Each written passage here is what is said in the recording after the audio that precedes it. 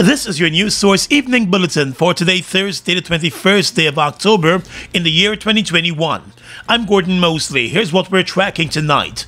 A 7-month-old baby from Region 1 is among 6 additional COVID-19 related deaths reported by the Ministry of Health today. This is the second baby to die from COVID-19 complications in the Region 1 community. The 5 other deaths include a 35-year-old woman and a man and woman in their mid-40s. All of the latest deaths have been listed by the Ministry of Health as persons who were unvaccinated. Since the start of this month, Guyana has recorded 88 COVID-19 related deaths and almost 3,000 new cases. Region 4 remains the region with the highest number of COVID-19 related deaths and active cases. The Minister of Health, Dr. Frank Anthony, said more persons need to get vaccinated, since the data continues to show that the highest number of deaths is among the unvaccinated persons. Our total amount of deaths right now is 887 persons dying. Most of these persons, as you know, would be unvaccinated. A few of them would have been partially vaccinated, and there are very, very few who would have been fully vaccinated. Those who have been fully vaccinated and die are those who would have had a poor prognosis because of several comorbidities. But generally, the majority of persons who have died so far are those who have been unvaccinated and having other comorbidities. The health minister said the situation could become worse for unvaccinated persons as the virus continues to spread. We are going to see a lot more cases among the unvaccinated people. Unfortunately, apart from them getting infected, among the unvaccinated, you will also see more hospitalization, and you are going to see more deaths. So, unfortunately, this is the situation where if people are not vaccinated, we are going to see more people getting hospitalized and dying from COVID. While the government continues its call to encourage more persons to get vaccinated, it is also coming under fire for not doing enough to enforce the COVID-19 measures which were implemented to stem the spread of the virus. More news coming up in just a moment. It's been a long time coming. Overdue, some might say, but now that it's here, it will change life forever, and it is here to stay. The future is now, transforming Guyana into the 21st century. Introducing GTT Fiber. Experience internet connectivity like never before. Speeds you deserve at prices you can afford from a name you can trust. Sign up today. GTT Fiber is here. GTT. Together, we rise faster. It's one of your biggest goals, getting your own home, where memories are made, where happiness lives. You may feel that home ownership or renovation is beyond your reach, but we at Republic want you to know that there's always a way. Ask us about our suite of mortgages. Let's help make your housing wishes come true, or advise on how the equity in your existing home can finance other dreams and goals. Call or go online to learn more. Exciting news! All 12-ounce yellow cab Buster are now only $100. Buster, live in come full get color. Your Buster, Buster $100.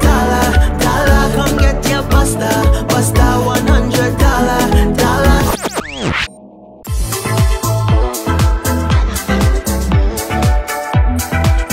Hello everyone, my name is Malika Mutu. I'm a pediatrician. I am fully vaccinated against COVID-19, and I am so happy because today I was able to bring my son to be vaccinated against COVID-19. He has just received his first dose of the Pfizer vaccine. I am happy and I am relieved because he will be fully protected by the time he is ready to go back to school. I encourage all parents to get their children vaccinated so that we can safely send our children back to school. Please do not hesitate, parents. Please get your children vaccinated as soon as possible.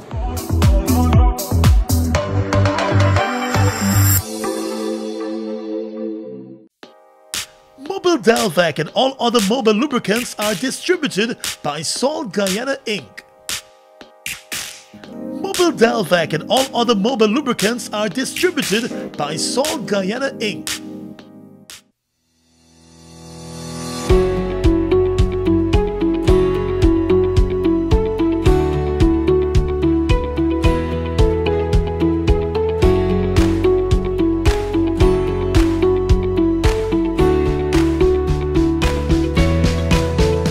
Let GBTI make your dreams of owning a home a reality. Buy or build your home with us. Let us help you to completely outfit your home and make it move-in ready. Need to purchase land? We finance that too. Benefit from our 10% down payment and interest rates as low as 4.25%. Calculated on the reducing balance with up to 30 years to repay. Switch your mortgage to us and learn about benefiting from the equity in your home. Invest wisely. Apply online or call your branch to schedule an appointment. GBTI, we see Guyana through your eyes. Welcome back.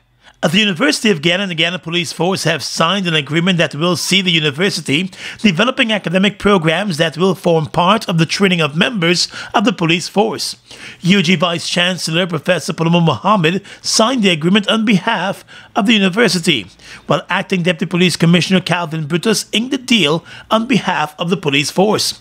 Mr. Brutus said the agreement comes after intense discussions with the university about the academic needs of new and continuing officers in the police force. He said through the agreement, modules will be developed for police ranks to ensure that the force delivers on its mandate in keeping with best practices for the police force in the country. We recognize that based on our recruitment policy, there is that burning need not only for development at the tertiary level, but also at the lower level because of the sound primary education requirement to enter the Guyana Police Force. This memorandum of agreement is intended to address the various levels and to develop our ranks from that sound primary education level in the shortest possible time, given their ability to learn and the university lecturers to deliver that knowledge to them, up to the level that is required to meet our demands to provide security for our nation. The agreement caters for a range of programs to be developed with a few others to be refined. According to the police force, part of the agreement seeks to address accreditation of the police training college. Our college is just by name, but the substance and the standard is not there. And our intention under this agreement, and we are sure that we will be able to achieve this mandate, is to have our college accredited in the shortest possible time, as well as train our instructors to deliver the professional part of the programs. And Vice Chancellor Dr. Paloma Mohammed, in her remarks, expressed satisfaction with the arrangement since it comes in a wide national strategic context, according to the police force. So in the future, you will see things coming out of this MOU, like the public perception survey of the police force. And we hope that you will work with the university to get this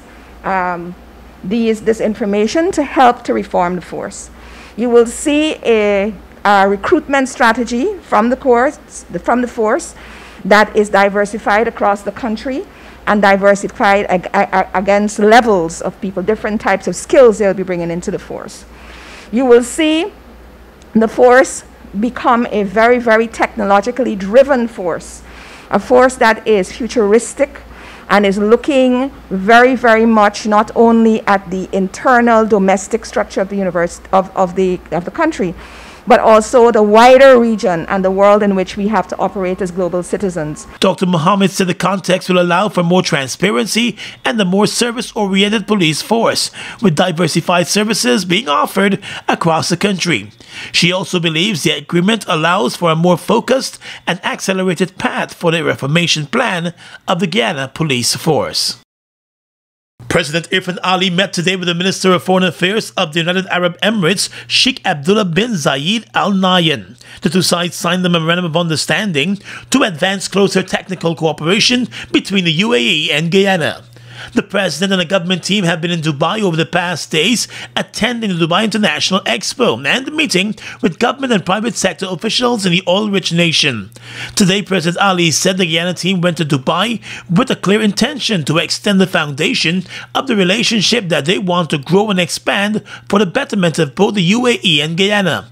The president explained that since arriving in Dubai, the delegation held discussions with many agencies, including the Abu Dhabi ports. He also noted that the visit has already proven successful, as several additional engagements have been planned in the coming months to advance discussions in technical cooperation in a number of areas.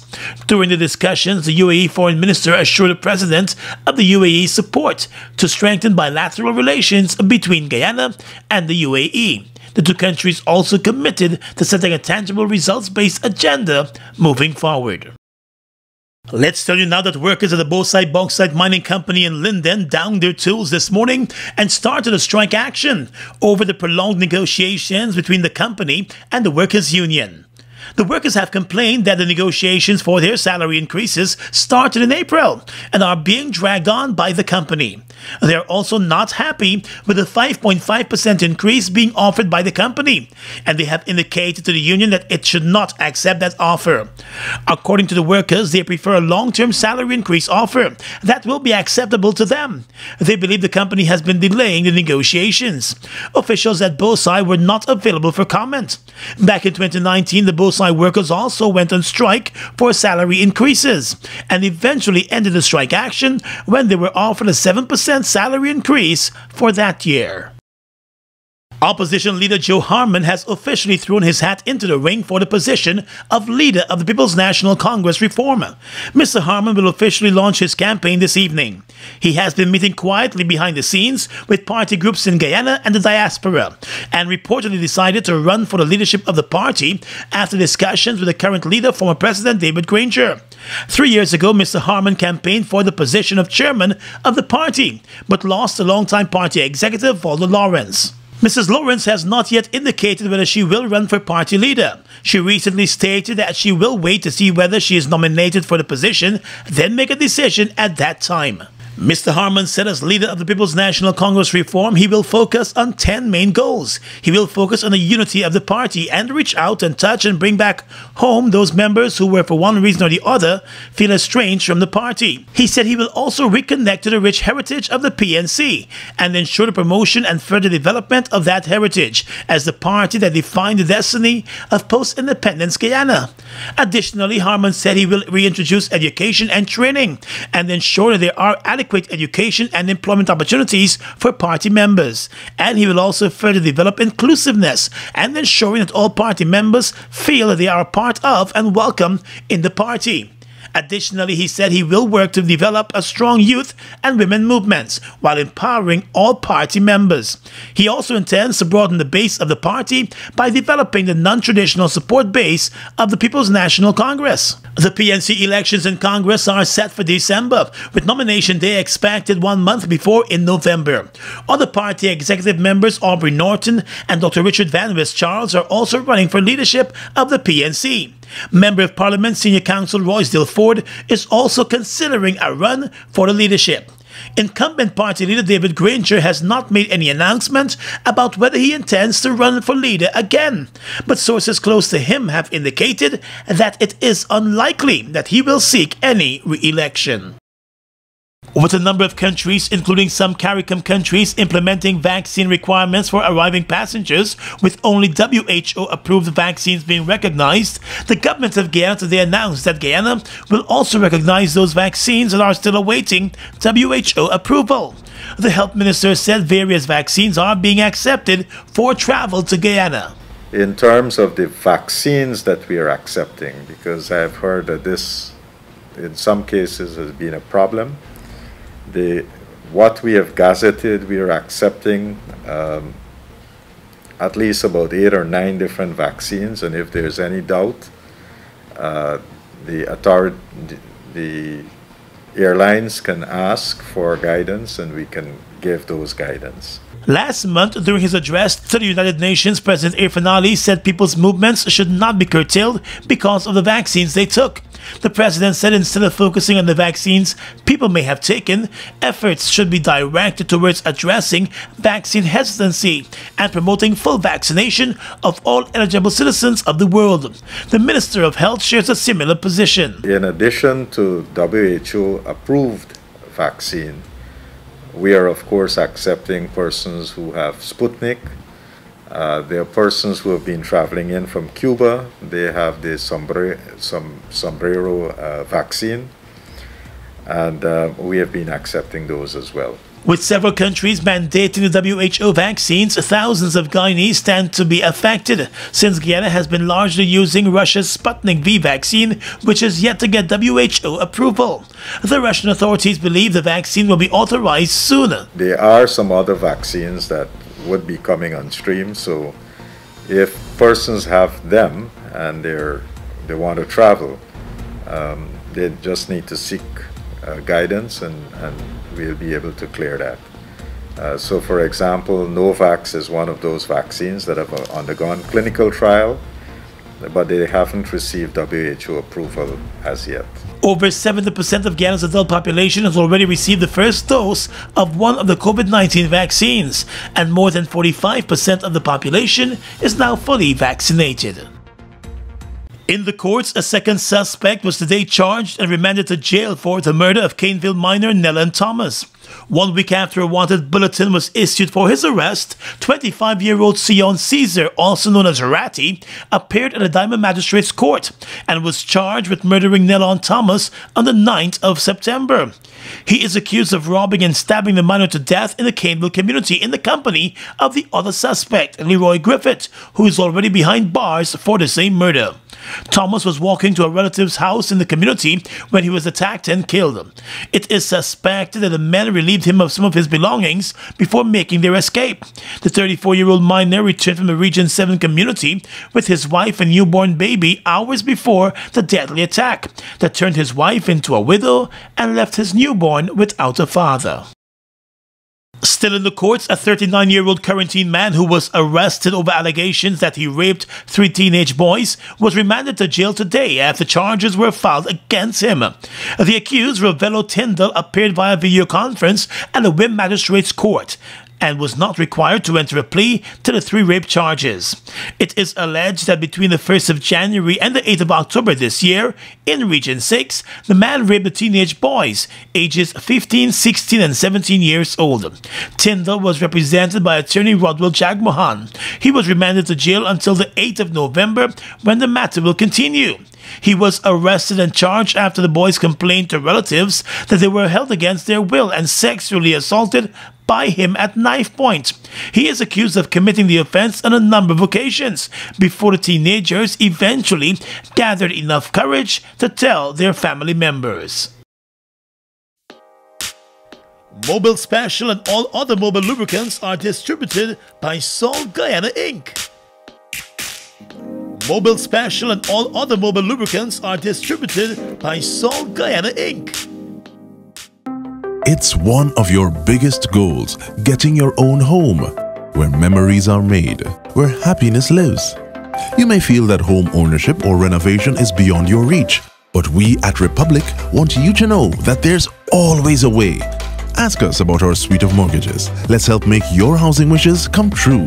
Or advise on how the equity in your existing home can finance other dreams and goals. Call or go online to learn more. We've got exciting news! All 12-ounce yellow cab Buster are now only $100. Buster, live in Come full get color. your Buster, Buster $100. Come get your Buster, Buster $100. We are legions of men standing strong, but never too proud to stoop and help someone. We must send a clear signal to all. Do right, walk in upright ways, knowing that's what being a man is all about. And ever aware that things will only get worse when good men do nothing. Stand strong, be the one to live right. It's been a long time coming. Overdue, some might say. But now that it's here, it will change life forever. and it is here to stay. The future is now, transforming Guyana into the 21st century. Introducing GTT Fiber. Experience internet connectivity like never before. Speeds you deserve at prices you can afford from a name you can trust. Sign up today. GTT Fiber is here. GTT. Together, we rise faster. Fuel it up and drive, super 95 to the. Fuel it up and drive, super 95 to the. Protect your fuel system, boy. High mileage and performance, boy. Guy Oil Super 95 gasoline gives you more reasons to drive and is available at 56 service stations nationwide. For affordable price, high performance, and high mileage, choose Guy Oil's Super 95 gasoline. Fuel it up and drive.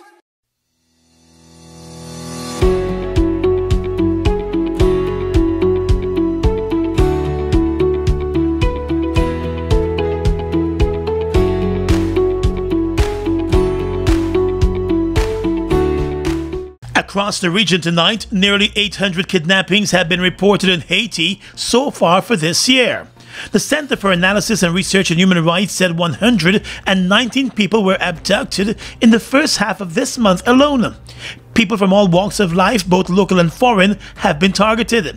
The most recent high-profile case involves 17 missionaries from the US and Canada. They were kidnapped last week. The security situation in Haiti, which was already precarious, has deteriorated significantly since the assassination of President Jovenel Moïse in July.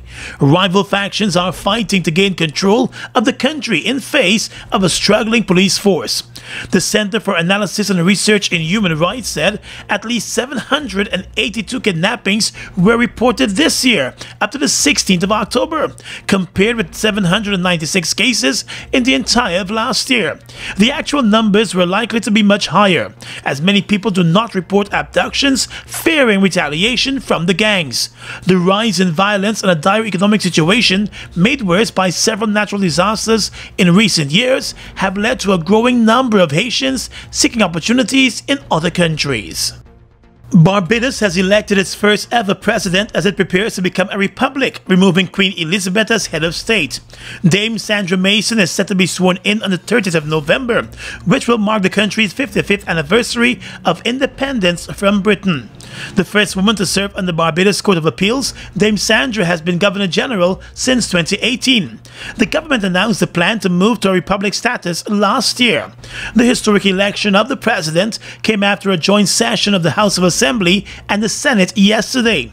Prime Minister Mia Mottley described the vote as a seminal moment for the country. With a population of about 285,000, Barbados is one of the more populous and prosperous Caribbean islands. Once heavily dependent on sugar exports, its economy has diversified into tourism and finance. Barbados will not be the first former British colony in the Caribbean to become a republic. Guyana took that step in 1970, less than 4 years after gaining independence from Britain.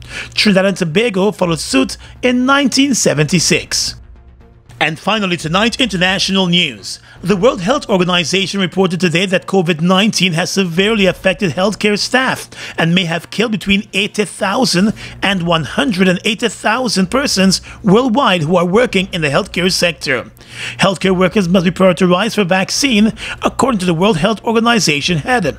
The deaths occurred between January 2020 and May of this year. Earlier, another senior WHO official warned that the lack of jabs could see the pandemic continue well into next year. There are an estimated 135 million healthcare workers globally. Fewer than 1 in 10 healthcare workers were fully vaccinated in Africa.